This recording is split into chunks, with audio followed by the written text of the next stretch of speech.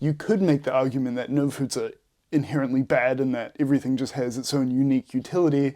And this is right in some cases, like even candy, for example, could be useful if you have a high calorie target, and if you have this before training as a carb source, it's actually not that bad. But that being said, there are things that will have a direct negative effect on your health. So I'm glad you're here.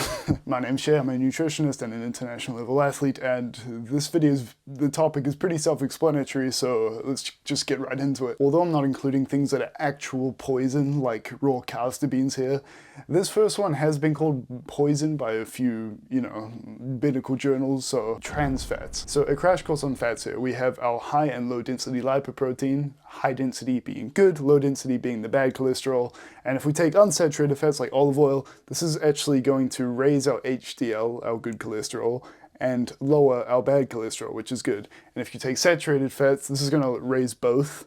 That's going over my face, isn't it? And then if we take trans fats, guess what happens? It's really bad. So our good cholesterol comes down and our bad cholesterol goes up. So it's pretty destructive. So this is quite interesting to research actually. So if we take unsaturated fats, these are liquid at room temperature, and a lot of processed food manufacturers want some type of oil or fat in their food that they're making. So it's like, okay, well, we want to use these because they're cheap, but we don't want to just add like a liquid fat to something. It'd be a bit weird.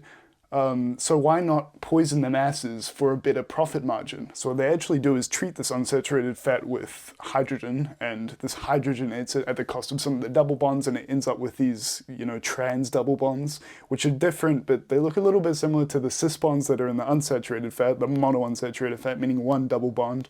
And although they look a little bit similar, completely different metabolically, and you definitely want to avoid those trans fats at all costs. Of course, these get factored out a little bit because of regulations, because we do know how harmful they can be, but foods to avoid, I guess. I think depending on where you are, they have to declare if they have any in them, but I think microwave popcorn or, frozen pizzas, as well as certain like fried snack foods and maybe some types of margarine, check these before you buy them if they do have trans fats, because you do not want these in your body. Okay. Next up is deep fried food. Everyone demonizes deep fried food, but no one can actually tell you why. If you've seen my seed oils video, you'll have some idea, but as always, I'll try to add a few new points. So basically, we've covered these unsaturated fats now, and seed oils are usually unsaturated fats, and this is usually okay, but these double bonds can make the molecule a little bit unstable. And how do you exploit something that's unstable? You ghost them and start texting their roommate.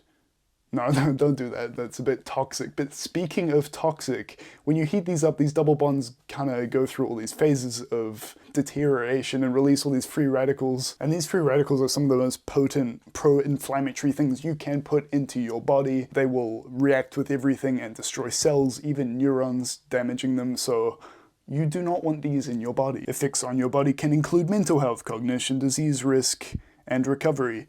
Basically, all these things go directly into the bin if you're just on this intense fast food deep fried diet. And some of the new points I want to add here from the seed oil video that I didn't mention is, if you watch my full day eating video, I mentioned that I do, if I've had like an insane training day, I'll throw some like wedges in the air fryer, because this way I'm avoiding the deep fried food. But it turns out most of these things are still coated in a little bit of canola oil, which can be problematic because of course you're heating this up. So I've kind of gone away from that since then. Of course, compared to actually deep frying something properly, it's probably going to be negligible amounts of free radicals, but it's something I'm conscious a bit more of at the moment. Additionally, if you are just going to eat deep fried food every once in a while, most of us do on occasion, just make sure in that next meal that you're, maybe having some additional anti-inflammatory containing foods. If you've seen the health food tier list, that's most of the stuff on there was anti-inflammatory stuff. So these have what you call free radical scavengers. As I said, the free radicals are the naughty ones, and these scavengers will get in your body and hunt them down like Scooby-Doo. So yeah, pretty helpful. And this, you would think, just is kind of damage control, literally controlling the damage. Like, it couldn't be any clearer. If you're enjoying, please consider dropping a like and subscribing. It's free and it really helps me out. And lastly is alcohol. And of course everyone says, oh, alcohol's bad, but I think in society it's still really underplayed how actual negative this is to you. Like, if you compare the effects of it, say, to another drug like caffeine, It's like, no, this is not just a mild drug slash beverage, it is potent, okay? And additionally, how many things will make you that sick the next day if you've had the displeasure of ever drinking heavily? Additionally, it's quite weird where it's like the only drug that if you say you don't take, people assume you have a problem. So this whole thing's just a bit strange, isn't it? I don't know if it's just some strange justifications for people trying to enable themselves into thinking their drinking problem's actually okay and socially acceptable, despite the fact that they're destroying their health anyway.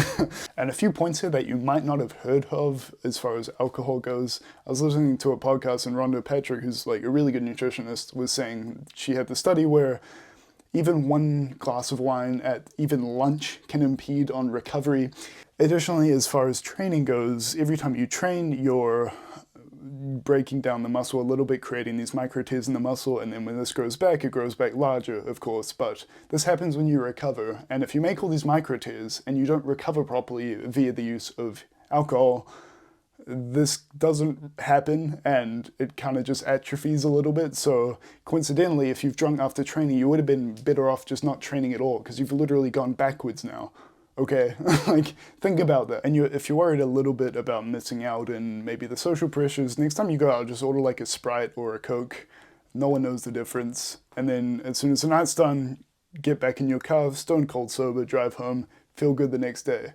And it probably costs you a lot less. So yeah, that's been 3 things I actively try to avoid, and you should too for these reasons. Let me know if this was helpful. I tried to add some interesting points in there. But yeah, again, drop a like and subscribe if you enjoyed, and yeah, I don't have much else to say, but let me know what you think. I'll see you next time.